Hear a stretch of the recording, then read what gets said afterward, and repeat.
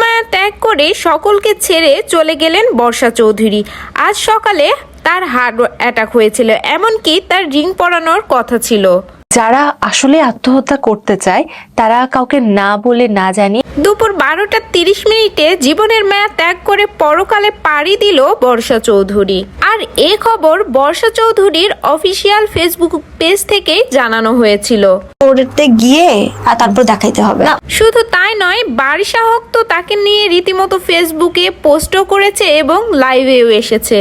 আর এই বিষয়ে তো তনিও কথা বলেছে। বর্ষার কি হয়েছে বা হোয়াটএভার সে অসুস্থ হোক বা আমি জানি না কি। আর পাবলিকও তার এই মৃত্যু সাজানো গল্প যেন কিছুতেই মেনে নিতে পারেনি। বর্ষা চৌধুরীর পেজ থেকে কিছু বলার আগেই মানুষ জেনেই নিয়েছিল যে না, এটা তার নতুন কোনো সাজানো নাটক।